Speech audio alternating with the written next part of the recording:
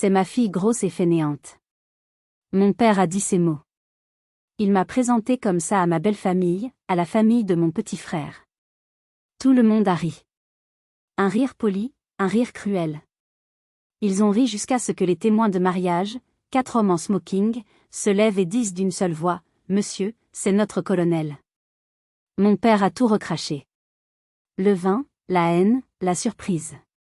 C'est l'histoire de ce jour-là.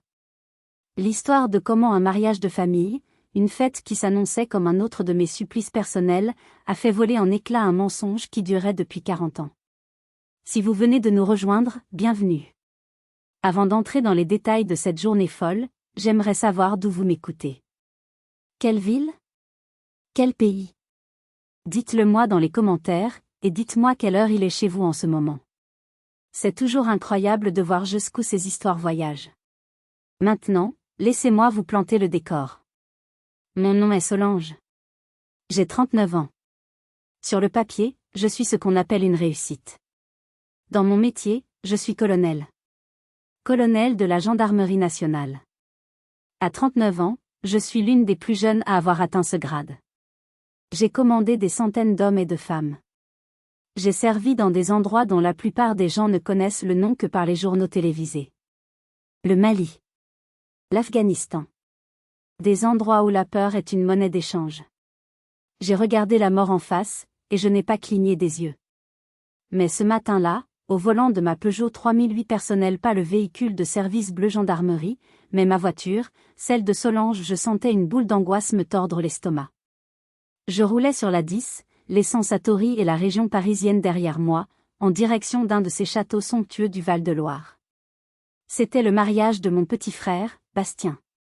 Bastien, c'est le « petit miracle ». Il a 28 ans. Mon père, Marcel, l'a eu à 46 ans. Moi, il m'a eu à 35. J'étais l'erreur, le brouillon. Bastien était l'œuvre d'art, son « garçon en or ». Et aujourd'hui, son garçon en or épousait Alix, une fille de la famille, de Valois. Une famille avec un nom à particules, des terres à n'en plus finir, et un mépris probable pour les gens comme nous, les « petits » de la Creuse. L'angoisse n'était pas pour le mariage. J'étais heureuse pour Bastien. L'angoisse, c'était mon père. Marcel. 74 ans, garagiste à la retraite de Guéret, et mon bourreau personnel depuis ma naissance. La preuve? Ce matin même. J'avais préparé une robe. Une belle robe en soie vert émeraude, achetée après des mois d'économie. Je ne suis pas riche, mon salaire de fonctionnaire, même à mon grade, ne rivalise pas avec l'argent des de Valois. Hier, en arrivant à l'hôtel que la famille de la mariée nous avait réservé, mon père et ma tante Yvette, sa sœur et son écho personnel, sont passés me saluer. Oh, là là, quelle belle robe, avait gloussé Yvette, en s'approchant. J'avais posé la robe sur le lit. Marcel, lui, tenait une tasse de café. Un mouvement brusque, un « oups, pardon, pas du tout désolé », et le café noir bouillant s'était déversé sur la soie. La robe était fichue. Yvette a ri. Marcel a grogné, toujours aussi maladroite, celle-là. Je savais que c'était intentionnel. C'était leur façon de me rappeler ma place. Heureusement, ou peut-être malheureusement, j'ai une vie où l'on apprend à toujours avoir un plan B. Dans le coffre de ma voiture, j'avais une tenue de rechange. Une robe que je gardais pour les cérémonies officielles ou les réunions importantes. Une robe tailleur bleu marine, sévère, parfaitement coupée, mais rigide. L'uniforme de la colonelle Solange, sans les médailles. C'est dans cette robe, mon « armure », que je suis arrivée au château. Le gravier crissait sous mes escarpins. Des serveurs en livrée me regardaient avec un mélange de curiosité et de dédain. Je me sentais comme une tache d'encre sur une page de soie blanche. J'ai vu les de Valois, la mère d'Alix m'a scanné de la tête aux pieds. Son sourire poli n'a pas atteint ses yeux. Mais ce n'était rien. Ce n'était que le prélude. Je cherchais mon père du regard, espérant le voir le plus tard possible. Je ne savais pas encore que c'était lui qui allait me trouver, et qu'il allait le faire devant tout le monde. La réception se tenait dans une orangerie magnifique, transformée en salle de bal. Les lustres dégoulinaient de cristal, les tables croulaient sous les fleurs blanches. J'ai pris une coupe de champagne d'un plateau qui passait. Le liquide était cher, pétillant, et me donnait la nausée. Je me suis trouvé un coin, près d'une immense fenêtre donnant sur les jardins à la française. Je voulais juste être invisible. Mon frère, Bastien, était rayonnant. Il riait, tenant la main de sa nouvelle épouse, Alix. Il m'a vu de loin, m'a fait un petit signe de la main, l'air un peu gêné. Gêné par moi. Par ma présence. Ou peut-être, pour être juste, gêné par la réaction qu'il savait que notre père aurait en me voyant. Mon père, Marcel. Il était au centre d'un petit groupe, près du buffet. Les parents d'Alix, M et Madame de Valois, écoutaient poliment, l'air légèrement horrifié, pendant que mon père leur racontait une histoire de mécanique, sa grosse voix de garagiste résonnant dans cette atmosphère feutrée. Il portait un costume mal coupé, un peu trop brillant. Il se pavanait. Il était le père du marié, et pour lui, cela lui donnait tous les droits. C'est alors qu'il m'a vu. Son visage s'est fendu d'un sourire que je ne connaissais que trop bien. Ce n'était pas un sourire de joie. C'était un sourire de prédateur. Il a posé sa coupe, a dit quelque chose au père d'Alix, et s'est dirigé vers moi. Tante Yvette trottinait derrière lui, les yeux brillants de malice. Il n'a pas marché vers moi. Il a marché sur moi. Il est arrivé et m'a attrapé le bras. Sa poigne était dure, ses doigts s'enfonçant dans ma chair à travers le tissu de ma robe. Viens par ici, a-t-il aboyé, pas assez fort pour que tout le monde l'entende, mais assez pour que je n'ai pas le choix. Il m'a traîné, littéralement, vers le groupe des de Valois. Je sentais mes joues s'empourprer. J'essayais de me dégager sans faire de scène. Papa, arrête, tu me fais mal. Tais-toi, a-t-il sifflé. Nous sommes arrivés devant les parents d'Alix. Ils me regardaient avec une curiosité froide. C'était le moment. L'inspection. Marcel a gonflé sa poitrine. Il a levé sa main, non pas pour me présenter, mais pour me désigner. Comme une bête de foire. Comme un objet défectueux. Alors, voilà, a-t-il lancé à la cantonade, sa voix portant maintenant dans un silence soudain. Je vous présente ma fille. Solange. Il y a eu un murmure poli. Madame de Valois a esquissé un sourire. Mais mon père n'avait pas fini. Il a fait une pause, pour s'assurer que tout le monde l'écoutait bien. C'est ma fille grosse et fainéante. Le silence est devenu total. Absolu. On aurait pu entendre une épingle tomber sur le marbre. J'ai arrêté de respirer. Puis il a ri. Un rire gras, fort. Et, comme toujours, les gens ont suivi. D'abord, tante Yvette, d'un gloussement aigu. Puis quelques invités, gênés, ont lâché un petit rire nerveux. Et enfin, les de Valois, trop polis pour ne pas rire à la blague du beau-père, ont souri de toutes leurs dents. Le son de ces rires polis a été pire qu'une gifle.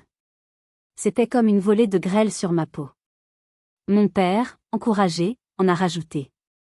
Il m'a donné une tape dans le dos, assez fort pour me faire vaciller. 39 ans, a-t-il claironné. Et elle n'a toujours rien fait de sa vie. Pas de mari, pas d'enfant. Pas comme mon Bastien, hein. Elle est toujours célibataire, vous y croyez, vous? La chaleur m'est montée au visage. Une vague brûlante d'humiliation pure. J'ai vu mon frère, Bastien, à l'autre bout de la pièce. Il avait vu la scène. Il était blanc comme un linge. Il a regardé ses chaussures. Il a serré la main de sa femme. Et il n'a rien fait. J'étais seule. Totalement seule, humiliée devant 200 personnes. Si vous aviez été à ma place, à ce moment précis, qu'auriez-vous fait? Auriez-vous crié? Auriez-vous fui? Ou seriez-vous resté, comme moi, paralysé? Dites-le-moi dans les commentaires. C'est incroyable comme les conflits de famille peuvent nous laisser sans voix. Je voulais que le sol s'ouvre et m'avale. Je voulais disparaître. Je fixais mon verre d'eau, essayant de me rappeler comment respirer, quand soudain, depuis la table des témoins de mariage, quelque chose d'absolument impossible s'est produit. J'avais à peine remarqué les témoins. Il y en avait 4, du côté de Bastien. Mon frère m'en avait parlé. Des amis qu'il s'était fait récemment, mais avec qui il avait eu un coup de foudre amical. Ils sont géniaux, Solange, m'avait-il dit au téléphone. Des gars solides. On s'est rencontrés via une association d'anciens combattants où je fais du bénévolat pour la logistique. J'avais hoché la tête, sans vraiment écouter. Je suis heureuse qu'il ait des amis. Ils sont incroyables, avait-il insisté. Ils ont tous servi, tu sais. En Afrique, je crois. Et ils n'arrêtent pas de parler de leur ancienne chef. Une vraie légende, apparemment. Ils l'appellent juste la colonelle. Ils la vénèrent. Tu devrais les entendre. J'avais souri. C'est bien, Basti. Des amis loyaux, c'est important. Je n'y avais plus pensé. Et maintenant, ces 4 hommes, ces amis de Bastien, étaient là. Assis à une table non loin de la scène de mon humiliation. Ils n'avaient pas ri. Je les avais remarqués plus tôt, sans vraiment y prêter attention. Il y avait quelque chose dans leur posture. Ils ne s'affalaient pas sur leur chaise. Ils se tenaient droit, même en smoking. Ils buvaient peu, leurs yeux scannant la pièce avec une sorte d'habitude professionnelle que je connaissais bien. C'était la mienne. Au moment où mon père a lâché sa dernière bombe, toujours célibataire, j'ai vu, du coin de l'œil, le plus grand d'entre eux, un homme au visage buriné, poser son verre. Il a regardé ses 3 compagnons. Ils ont échangé un regard qui a duré moins d'1 seconde. C'était un regard que j'avais vu 1000 fois au quartier général avant une opération. Un regard de décision. Le plus grand s'est levé. Pas brusquement. Mais avec une autorité délibérée qui a fait taire les derniers ricanements. Le silence est revenu, mais ce n'était plus le même. Il n'était plus gêné. Il était tendu. Mon père s'est tourné vers lui, agacé d'être interrompu. Quoi encore? L'homme s'est avancé d'un pas. Les 3 autres se sont levés derrière lui, comme un seul homme. Ils n'étaient plus des invités à un mariage. Ils étaient une unité. L'homme, que j'apprendrai plus tard s'appelait Antoine, a regardé mon père droit dans les yeux. Sa voix n'était pas forte. Mais elle était incroyablement claire. Elle a porté dans toute la salle, sans effort. Monsieur. Juste un mot. Mais dit avec un tel poids que mon père a reculé d'un demi-pas. Les 3 autres hommes ont complété la phrase, leur voix se joignant en un chœur grave et puissant. C'est notre colonel. Le temps s'est arrêté. Colonel. Mon grade. Mon titre. Mon identité secrète, ici, dans ce château, au milieu de ces gens qui me voyaient comme une ratée. Mon père a cligné des yeux. Son sourire narquois s'est figé. Hein? Quoi? De quel colonel vous parlez? Antoine a fait un pas de plus. Il était maintenant juste devant mon père. Il m'a regardé, pour la première fois. Il y avait une lueur de reconnaissance incroyable, de choc et de respect absolu dans ses yeux. Il m'a fait un léger signe de tête, presque un salut. Puis il s'est retourné vers mon père. Il n'a pas crié. Il a parlé. Et chaque mot était une pierre. Nous parlons de la femme que vous venez d'insulter. Le rire s'est éteint si vite qu'il a semblé être aspiré hors de la pièce. Mon père, son visage passant du rouge à la pâleur, a levé sa coupe de vin à ses lèvres par réflexe. Il a tenté de boire, de se donner une contenance. Il avait toujours son verre de vin rouge à la main, celui qu'il avait levé pour sa blague. Il l'a porté à sa bouche, juste au moment où la pleine signification de la scène le frappait. Le vin est ressorti de sa bouche en un spray spectaculaire. Ce n'était pas un petit crachat. C'était une explosion.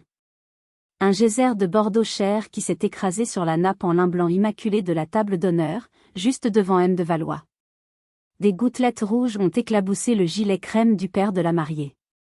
Il y a eu un hoquet collectif. Madame de Valois a poussé un petit cri étranglé. Mon père toussait, s'étouffait, le visage cramoisi, du vin dégoulinant de son menton. Il ressemblait à un clown tragique. Mais Antoine n'avait pas bougé. Il attendait que mon père ait fini de s'humilier tout seul. Le silence qui a suivi la quinte de tout de mon père était assourdissant. Colonel, a finalement réussi à articuler N. de Valois, en s'épongeant le gilet avec une serviette, l'air complètement perdu. Antoine n'a pas quitté mon père des yeux. Avec tout le respect que je vous dois, monsieur, a-t-il dit, et il était clair qu'il n'en avait aucun, la colonelle Solange ici présente nous a dirigés au Mali. Opération Barkhane. Un murmure a parcouru la salle. Mali. Barkhane. Des mots que tout le monde en France connaît. Des mots qui signifient danger, sérieux, sacrifice. Des mots qui n'avaient rien à voir avec la « grosse fainéante » que mon père venait de décrire. Damien, un autre des témoins, un homme plus petit mais bâti comme un roc, a fait un pas en avant. Il a posé une main sur l'épaule de Mathieu, le troisième homme. Et elle a sauvé la vie de Mathieu ici présent, a-t-il dit, sa voix vibrante d'une émotion contenue. Sous le feu ennemi. Elle l'a tiré d'un véhicule en flammes alors que nous étions tous cloués au sol. Mathieu a juste hoché la tête, la mâchoire serrée. Maintenant, tous les regards étaient sur moi. Plus de mépris. Plus de pitié. De la stupéfaction. De l'autre côté de la salle, j'ai vu la mâchoire de mon frère Bastien tomber. Il m'a regardé, puis il a regardé ses amis. Antoine ? Attends ? A-t-il bégayé, s'avançant. La colonelle ? La colonelle dont vous parlez tout le temps ? La légende ? C'est toi, Solange ? C'est ma sœur ? J'ai juste soutenu son regard. Je n'ai pas souri. Je n'ai pas pleuré. J'ai juste attendu. Les 4 hommes se sont tournés vers moi. Et là, au milieu de ce château du Val-de-Loire, devant 200 invités en smoking et robe de soirée, ils se sont mis au garde à vous. Antoine a parlé pour eux tous. Colonel. C'est un honneur de vous revoir. Mon père, lui, était pétrifié. Son visage avait pris une teinte grise. Il me regardait comme si je venais d'une autre planète. Mais, a-t-il balbutié. Mais, tu travailles dans des bureaux. Tu tries des papiers. Il l'a dit à haute voix. Le mensonge qu'il s'était créé pour lui-même. Le mensonge qu'il avait dit à tout le monde pendant 20 ans. Antoine a secoué la tête, lentement. Monsieur, ce n'est pas une blague. C'est un honneur. Le pouvoir. C'est une chose étrange. En 30 secondes, il avait changé de camp. Il avait quitté l'homme le plus bruyant de la pièce pour se ranger du côté de la femme la plus silencieuse. Mon père était sans voix. Et pour comprendre pourquoi il était si aveugle, pour comprendre pourquoi il avait besoin que je sois une ratée, il faut que je vous emmène loin d'ici. Loin des chandeliers et du champagne. Il faut que je vous emmène à Guéret, dans la Creuse, dans l'odeur d'huile de vidange et de métal froid de son garage. Vous vous demandez sûrement comment. Comment un père peut-il ignorer à ce point la vie de sa propre fille ? Comment peut-il, pendant 20 ans, ne pas voir ? La vérité est simple. Il ne voulait pas voir. J'ai grandi à Guéret. Ce n'est pas une ville, c'est un état d'esprit. La Creuse, c'est la France profonde, la vraie. Celle qui est dure, traditionnelle, et qui ne pardonne pas. Mon père, Marcel, y tenait un garage. Garage Marcel, tout simplement. C'était un bon mécanicien. Un magicien avec un moteur en panne. Mais il était aussi bon avec les machines qu'il était terrible avec les gens. Surtout avec moi. J'étais la fille. La première. L'erreur. J'étais tout. Trop grande. Trop forte. Trop intelligente. Je posais trop de questions. J'avais toujours le nez dans les livres au lieu d'apprendre à faire la cuisine. Une fille, ça n'a pas besoin de savoir lire, m'a-t-il dit un jour, alors que je lisais un roman dans un coin du garage. Ça a besoin de savoir fermer sa bouche et plaire à un homme. J'avais 10 ans. Puis, quand j'avais 11 ans, Bastien est né. Le miracle. Le garçon en or. Le fils qu'il avait toujours voulu. Et à partir de ce jour, je suis devenue officiellement invisible. Sauf quand il avait besoin d'un punching ball. Toute mon adolescence a été un long chapelet d'humiliation. Mes notes à l'école ? Ça te servira à quoi ? À compter les patates ? Mon envie de faire du sport ? Regarde-toi. Tu vas faire peur aux autres. Il me comparait sans cesse à Bastien. Bastien, qui était charmant, facile à vivre, populaire. Bastien, qui aimait le garage, qui aimait le foot. Bastien, qui était tout ce que je n'étais pas. Je suis devenue une experte de l'effacement. J'ai appris à me fondre dans les murs, à ne pas faire de bruit, à ne pas attirer l'attention. Quand j'ai annoncé, à 18 ans, que je voulais m'engager dans la gendarmerie, il a ri.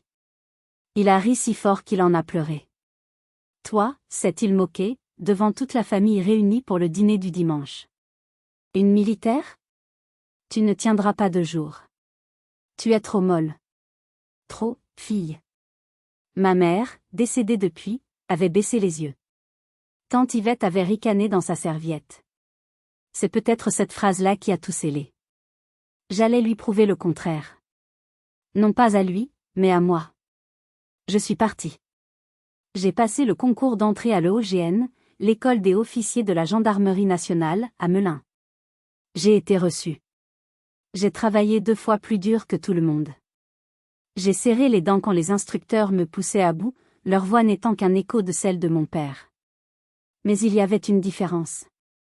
Eux, ils le faisaient pour me construire. Lui, il l'avait toujours fait pour me détruire.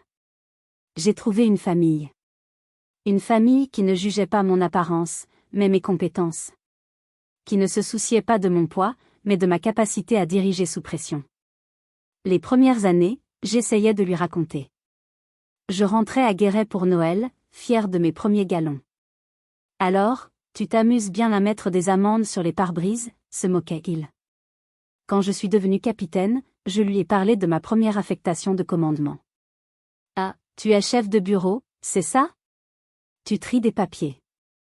J'ai essayé de lui expliquer. L'antiterrorisme. Le renseignement. Les missions complexes. Il a haussé les épaules. Laisse ça aux hommes. Va plutôt te trouver un mari. J'ai arrêté d'essayer. Il a créé une narrative. Sa fille, Solange, avait un petit boulot de bureau sans importance dans l'administration.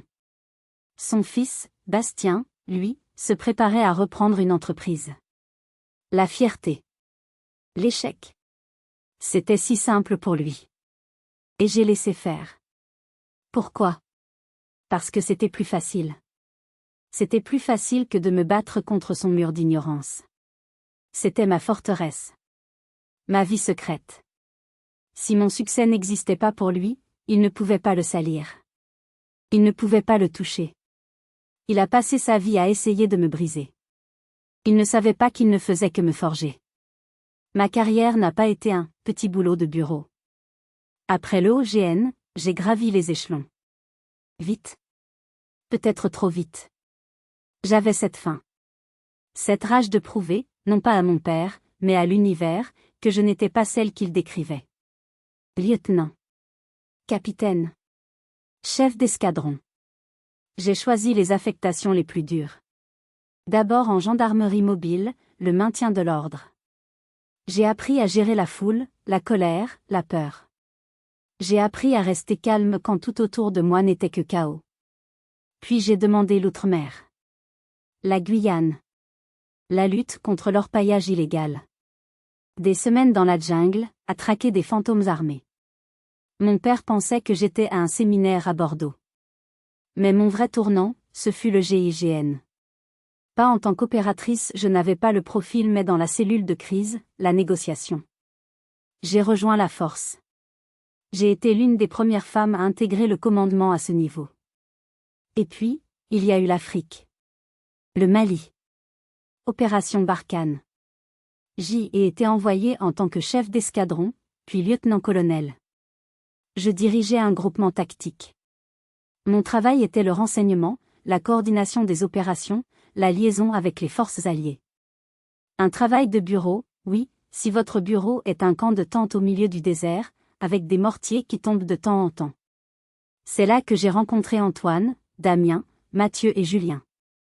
Ils faisaient partie d'une unité d'élite. Mon travail était de leur donner les informations qui leur sauveraient la vie. Et parfois, d'aller sur le terrain avec eux. L'incident dont Damien a parlé, c'était une journée que je ne peux pas oublier. Une embuscade. Notre convoi touché. Le véhicule de Mathieu en feu. Les communications coupées. Les ordres étaient de rester à couvert. Mais je ne pouvais pas. J'ai entendu ses cris. J'ai couru.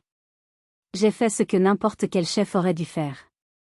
J'ai fait mon travail. Quand je suis rentré, j'ai été promu colonel. J'avais 38 ans. C'était presque un record. Et puis, il y a eu la Légion d'honneur. J'ai reçu la convocation. Remise dans la cour des Invalides. Un moment d'une solennité incroyable. J'ai appelé mon père, la veille. Papa, je... Quoi, a-t-il aboyé. Je suis occupé. La bagnole de Madame Dubois ne démarre pas, je voulais juste te dire que je ne serai pas là ce week-end. J'ai un séminaire de travail. À Paris. Un séminaire? Il a ri. Ça veut dire que tu vas boire du café gratuit et manger des croissants rassis, c'est ça? T'en as de la chance. Fainéante. J'ai raccroché. Le lendemain, un général m'a épinglé la croix rouge sur ma poitrine. J'ai pleuré. Pas de fierté. De solitude. Devenir colonel à 39 ans a un coût. Cela m'a coûté ma vie personnelle. Les relations amoureuses? Elles ne survivent pas aux absences de 6 mois, au téléphone qui sonne à 3 heures du matin, au secret. Le travail devient un amant jaloux. Il prend tout. Il ne laisse rien. C'est pour ça que mon père pouvait dire 39 ans et toujours célibataire. Parce que, factuellement, il avait raison. Mais il ne connaissait pas le prix. La seule personne de ma famille qui savait, c'était ma mère. Avant de mourir d'un cancer, il y a 5 ans, elle m'a serré la main. Elle était faible. Elle m'a regardé, moi, en uniforme de lieutenant-colonel à l'époque, à son chevet d'hôpital. Ne le laisse pas te gâcher ça, Solange, avait-elle murmuré. Ne laisse pas ton père te voler ta lumière. Il est juste jaloux que tu brilles plus que lui. J'avais promis. Et puis, il y a eu le jour de ses funérailles. Je suis venue en uniforme, bien sûr. C'était la moindre des choses. Mon père était furieux. Tu te montres? Tu veux faire ton intéressante même aujourd'hui? Un voisin lui avait demandé ce que je faisais. Je l'ai entendu répondre, alors que j'étais juste à côté. Oh, elle? Elle est secrétaire dans une caserne. Elle trie des dossiers. J'ai appris à vivre ces deux vies. La colonelle Solange, respectée, crainte, efficace. Et Solange, la fille ratée, la grosse fainéante de Guéret. J'avais construit une forteresse de secrets autour de ma vraie vie. Et au mariage de mon frère, mes deux mondes venaient d'entrer en collision de la manière la plus spectaculaire possible. De retour au mariage. L'atmosphère dans le château avait changé. L'air, avant rempli de murmures snobs et de rires légers, était maintenant lourd, électrique. Les 4 témoins s'étaient rassis, mais ils formaient une île de calme militaire au milieu d'un océan de confusion. La famille de Valois me regardait avec une expression nouvelle. Ce n'était plus du mépris. C'était de la peur? Du respect? De la confusion. Probablement un mélange des trois. Tante Yvette avait disparu. Probablement aux toilettes, pour se refaire une beauté après le choc.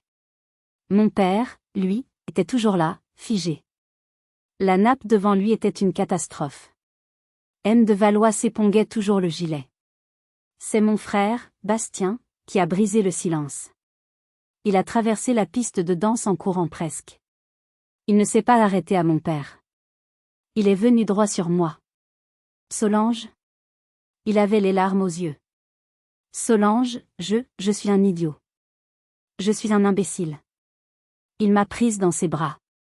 Fort. Comme il ne l'avait pas fait depuis qu'il était enfant.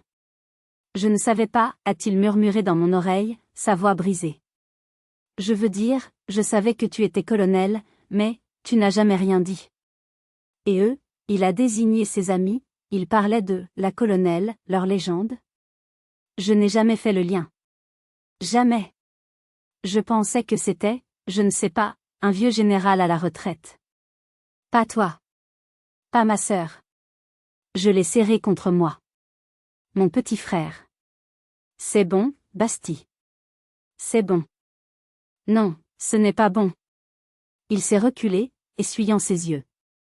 Ce que papa a dit, ce qu'il a fait. Il s'est tourné vers notre père, une fureur que je n'avais jamais vue chez lui. Comment as-tu pu? Mon père n'a pas répondu. Il s'est contenté de le foudroyer du regard. C'est l'organisatrice du mariage, une femme courageuse avec un talkie-walkie, qui a tenté de reprendre le contrôle. Mesdames et messieurs, le champagne va être servi pour les discours. Elle s'est approchée de moi, l'air affolé. Madame, colonel, tout va bien? J'ai hoché la tête. Le maître de cérémonie, tremblant, a annoncé les discours. Le père de la mariée, N de Valois, s'est levé. Il a fait un discours bref, regardant nerveusement la tache de vin sur son gilet et mon père. Puis ce fut le tour de mon père. Il était censé parler. Il y avait un silence de mort. Mon père a secoué la tête. Il n'a pas parlé. Il s'est rassis lourdement. Le micro est resté vide. Alors, Bastien s'est levé. Il a pris le micro. Je n'avais pas prévu de parler maintenant, mais... Je veux juste dire une chose. Je suis l'homme le plus chanceux du monde. J'ai épousé la femme de ma vie, Alix. Il l'a regardée, et elle lui a souri. Mais je veux aussi que vous sachiez tous, que j'ai la meilleure sœur du monde. Une femme que je n'ai pas assez honorée. Solange, il a levé son verre vers moi, je suis tellement fier de toi. La salle a éclaté en applaudissements. Des applaudissements sincères, cette fois. L'organisatrice m'a fait signe. Voulez-vous dire quelque chose? Je n'avais rien préparé. Mais je me suis levée. J'ai marché vers le micro. J'ai ajusté ma robe tailleur bleu marine, qui soudain, ne me semblait plus si déplacée. Elle était mon uniforme. J'ai pris le micro. J'ai regardé la salle. J'ai regardé Antoine et ses hommes. J'ai regardé Bastien et Alix. Et puis j'ai regardé mon père. Bonsoir à tous. Ma voix de commandement est sortie naturellement. Claire, calme, sans vibration. Je suis ici pour célébrer mon frère, Bastien, et ma nouvelle sœur, Alix. J'ai fait une pause. On dit souvent que le mariage, c'est difficile. Dans mon métier, j'ai regardé Antoine, qui m'a fait un clin d'œil, on apprend une chose. L'honneur. On apprend l'honneur dans les situations les plus difficiles. Mais je crois que le plus grand honneur, c'est ce que j'appelle l'honneur de proximité. C'est facile d'être honorable avec des étrangers.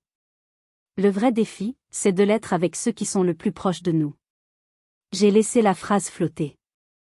C'est dire la vérité, même quand c'est difficile.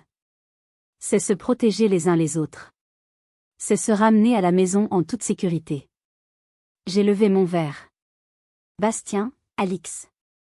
Je vous souhaite de toujours pratiquer cet honneur de proximité. Ramenez-vous toujours à la maison en toute sécurité. Félicitations. La salle s'est levée d'un bloc. Les applaudissements ont été assourdissants. Sauf à une table. Mon père. Il n'applaudissait pas. Il me regardait. Son visage était une toile de fureur, d'humiliation et de confusion totale. Je suis retournée m'asseoir. Le reste de la soirée a été un brouillard. Les de Valois sont venus me parler, soudainement très intéressés par ma carrière fascinante. Des invités inconnus sont venus me serrer la main, me remercier pour mon service. Mon père? Il est parti. Avant même le gâteau. Il s'est levé, a pris sa veste, et est sorti sans un mot pour personne. Pas même pour son garçon en or. La chaise vide à la table d'honneur était plus éloquente que tous les discours. Il avait fui la vérité. Mais je savais une chose. Cette fois, la fuite ne suffirait pas. Le mariage était peut-être fini, mais ma guerre, elle, ne faisait que commencer. Si vous êtes arrivé jusqu'ici, laissez un commentaire pour nous dire ce que vous auriez fait à la place d'OP. Vous pouvez aussi écrire simplement le chiffre 1 pour montrer que vous suivez encore.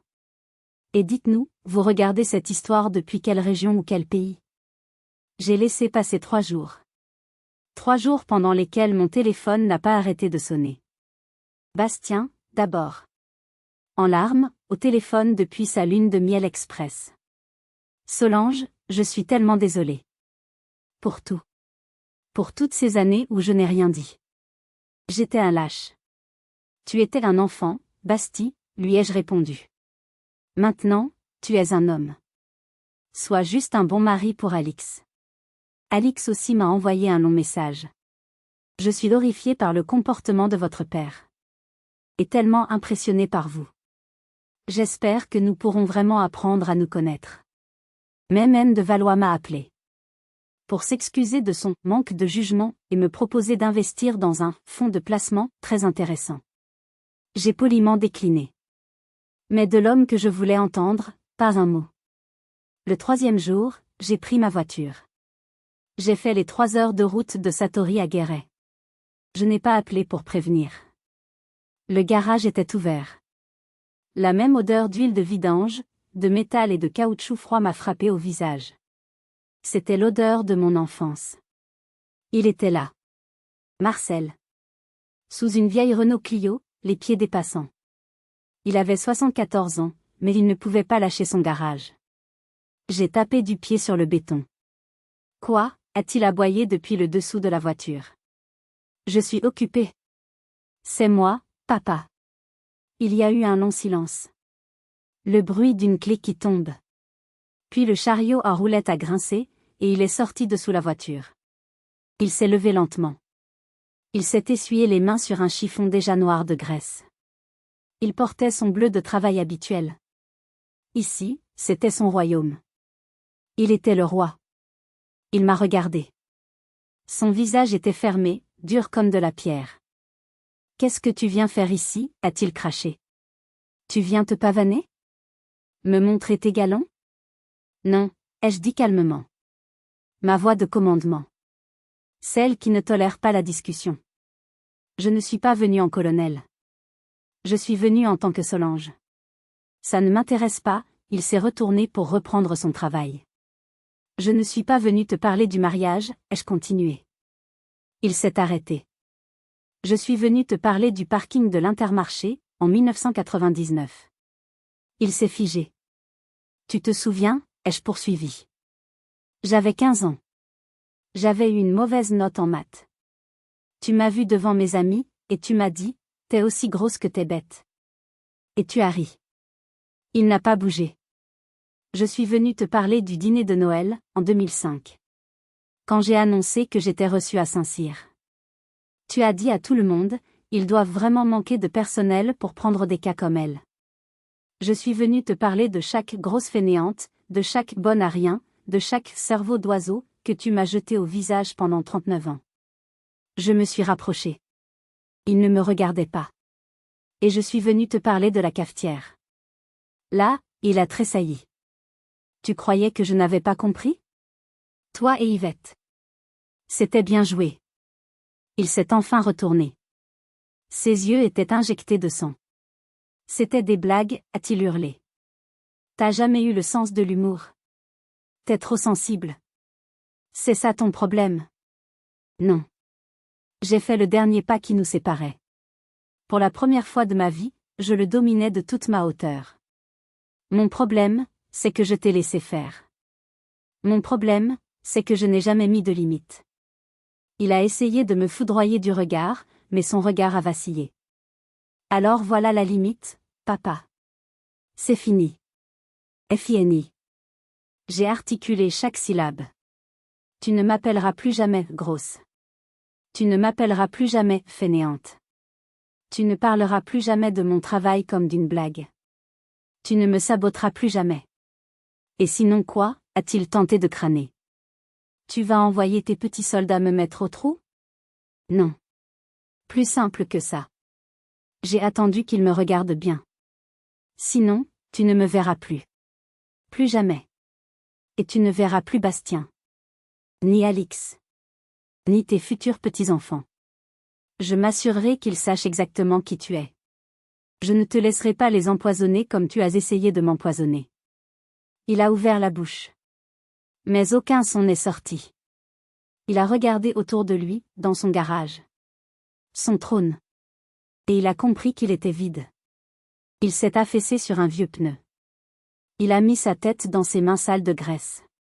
Il y a eu un long silence, seulement troublé par le goutte-à-goutte d'une voiture sur le pont. Puis il a murmuré quelque chose. Quoi ? Ai-je demandé. Il a relevé la tête. Ses yeux étaient effrayés.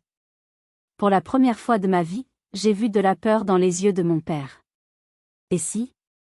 Sa voix était rauque, brisée. Et si, je ne sais pas comment faire? C'était la chose la plus honnête qu'il m'ait jamais dite. Et je n'avais aucune idée de comment lui répondre. Je suis restée un long moment sans rien dire. Il était là, l'homme qui avait été le monstre de mon enfance, le tyran de mon adolescence, l'ombre de ma vie d'adulte, réduit à un vieil homme de 74 ans, assis sur un pneu, couvert de graisse, admettant son impuissance. Je n'ai pas ressenti de pitié. Ni de triomphe. Juste une immense fatigue. Alors, tu apprendras, ai-je dit, ma voix plus douce, mais tout aussi ferme. Tu apprendras. Ou tu resteras seul. C'est ton choix. Je me suis retournée et je suis partie. J'ai repris ma voiture, j'ai fait les 3 heures de route retour vers Satori, et j'ai attendu. Une semaine est passée. Silence radio. Puis, le téléphone a sonné. C'était lui. Allô? C'est moi. Sa voix était hésitante. Je sais. Long silence. Y a le défilé du 14 juillet, sur la place, à Guéret. Samedi. Et alors? Je me disais. Il s'est raclé la gorge. Je me disais que, tu pourrais venir. Si t'as rien d'autre à faire. C'était l'invitation la plus maladroite du monde. C'était aussi la première fois qu'il m'invitait à faire quelque chose avec lui, volontairement, depuis, jamais. Je verrai, ai-je dit. Et j'ai raccroché. Le samedi 14 juillet, j'ai fait le trajet. Je l'ai trouvé sur la place de la mairie. Il portait une chemise propre. Il ne m'a pas regardé quand je suis arrivée à côté de lui. T'es venu, a-t-il juste constaté. Je suis là. Nous avons regardé le petit défilé. Les pompiers volontaires, la fanfare locale, et un piquet d'honneur de la gendarmerie de Guéret. Le jeune lieutenant qui les commandait m'a reconnu. Il s'est figé. Il est venu vers moi, s'est mis au garde à vous et a salué. Ma colonelle. Quel honneur. Nous ne savions pas que vous étiez en ville. J'ai souri et lui ai rendu son salut. Repos, lieutenant. Je suis ici à titre privé. En famille. J'ai jeté un œil à mon père. Il se tenait plus droit. Il n'a rien dit. Il n'a pas fait de blague. Il a juste regardé. Après le défilé, le maire est venu me saluer. Le lieutenant m'a présenté à ses hommes. Mon père est resté à côté de moi, silencieux, observant la scène. La réconciliation n'a pas été un miracle. Il n'y a pas eu de grande scène de larmes, pas de « je suis désolé ». Ça a été des gestes. Une semaine plus tard, j'ai trouvé un sac de pommes de terre de son jardin devant la porte de mon petit appartement que j'ai gardé à Guéret. Il n'y avait pas de mots. Un mois plus tard, il m'a appelé. La Clio là, elle fait un bruit bizarre au démarrage. Tu t'y connais en électricité, non? Je ne suis pas mécanicienne, papa. Non, mais t'es maligne. Passe voir si tu peux. Je suis passé. Nous avons passé 1 heure sous le capot. Il ne m'a pas insulté une seule fois. Il m'a même écouté quand j'ai suggéré que ça venait de l'alternateur. Le vrai test a eu lieu au bar de l'hôtel de ville, le bar tabac où il avait ses habitudes. J'étais avec lui, buvant un café. Un de ses vieux amis, Jean-Pierre, est entré, déjà bien éméché. Tiens, Marcel. J'ai entendu. T'as fait fort au mariage de ton gamin. Mon père s'est raidi. Paraît que ta fille, la grosse, elle a fait tout un cinéma. J'ai senti le sang quitter mon visage. J'allais me lever. Mais mon père a posé son verre de pastis. Lentement. Il s'est tourné vers Jean-Pierre. Sa voix était basse, mais elle tranchait comme un rasoir. D'abord, Jean-Pierre, tu vas te rincer la bouche. Tu ne parles pas de ma fille comme ça. Jean-Pierre a dégluti. Et ensuite, a continué mon père, ma fille, elle ne fait pas de discours. Il a fait une pause. Elle donne des ordres. Il a repris son verre.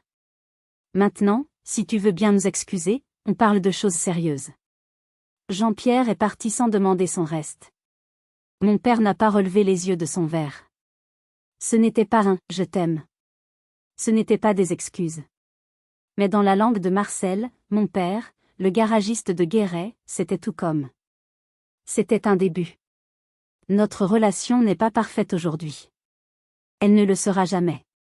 Il n'y a pas de fin de conte de fées où le monstre se transforme en prince charmant. Mon père est toujours Marcel. Il est toujours bourru, maladroit, et probablement raciste sur les bords. Mais il y a une trêve. Un respect fragile.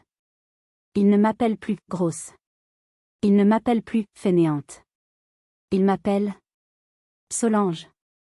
Et parfois, quand il parle de moi à d'autres, il dit « ma fille, la colonelle ». Bastien et Alix attendent leur premier enfant. Un garçon. Mon père est aux anges. L'autre jour, je l'ai entendu dire à Bastien au téléphone, « Tu ferais bien d'écouter ta sœur pour l'éducation. Elle sait comment faire des gens droits. » J'ai failli en tomber de ma chaise. Je ne raconte pas cette histoire pour humilier mon père. Je la raconte pour montrer que même le sol le plus dur, le plus aride, peut changer.